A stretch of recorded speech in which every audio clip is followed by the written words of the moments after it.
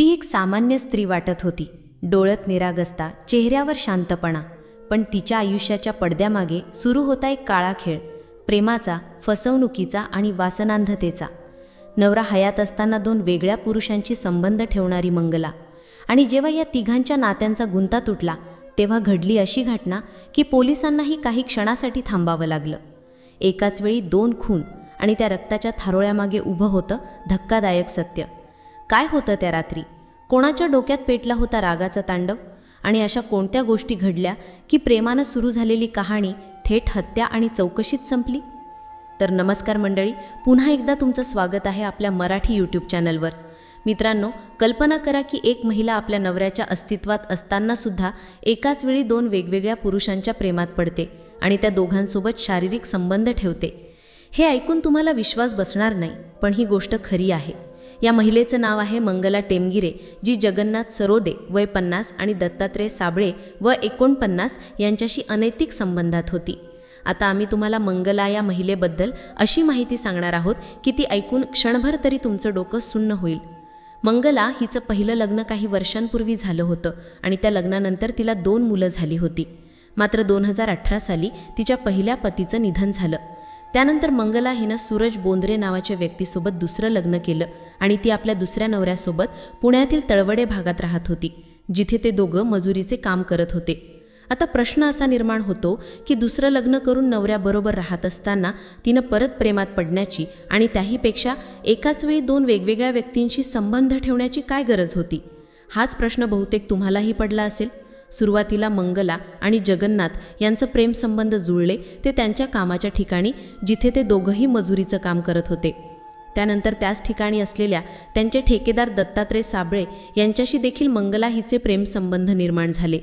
त्यामुळे मंगला हिचे एकाच वेळी जगन्नाथ आणि दत्तात्रय या दोघांसोबत प्रेमसंबंध आणि शारीरिक संबंध होते. ही घटना 13 जूनच्या मंगळवारी घडली. त्या दिवशी रात्री मंगला आणि जगन्नाथ हे एकत्र बसून दारू पीत होते आणि त्यांचं गप्पा मौज मजा सुरू होत्या. त्यांनी रात्री तिथेच थांबायचं ठरवलं होतं.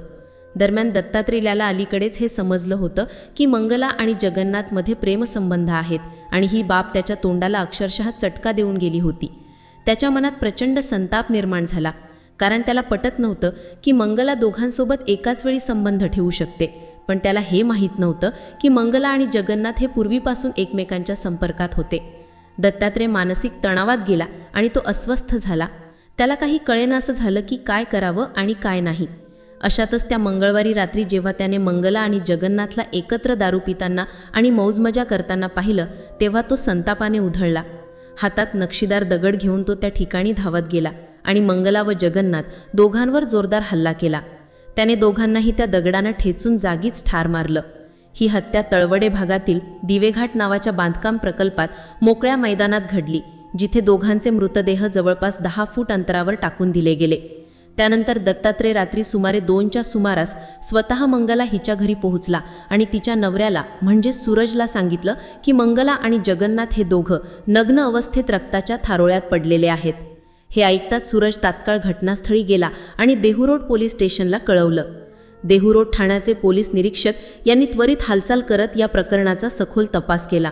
अखेर आरोपी दत्तात्रय साबळे, जो मेहत्रे वस्ती चिखली येथे वास्तव्यास होता आणि मूळचा कर्जत, जिल्हा अहिल्यानगरचा रहिवासी आहे, त्याला पोलिसांनी अटक केली. चौकशी दरम्यान दत्तात्रयने असा खळबळूनजनक खुलासा केला की मंगला माझ्याशी प्रेमसंबंधात असतानाही ती दुसऱ्याशीही संबंध ठेवत होती आणि ही गोष्ट मला समजल्यावर मी संतापाच्या भरात दोघांचीही हत्या केली. एका स्त्रीच्या चुकीच्या निर्णयामुळे 3 आयुष्य उद्ध्वस्त झाली.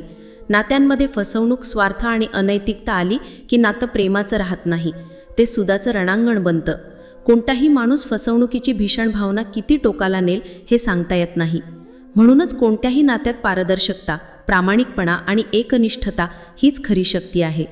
क्षणिक सुखासाठी घेतलेला चुकीचा निर्णय आयुष्यभराची शिक्षा ठरू शकतो. नातं जपा, पण फसवू नका, कारण जेव्हा नात्यांमध्ये विश्वास गमावला जातो तेव्हा माणूस फक्त मनानेच नाही तर जगण्यातूनही हरवतो. आणि म्हणूनच सजग रहा, सुरक्षित रहा, कारण गुन्हेगारी कधीही झोपत नाही. पुन्हा भेटू पुढच्या भागात.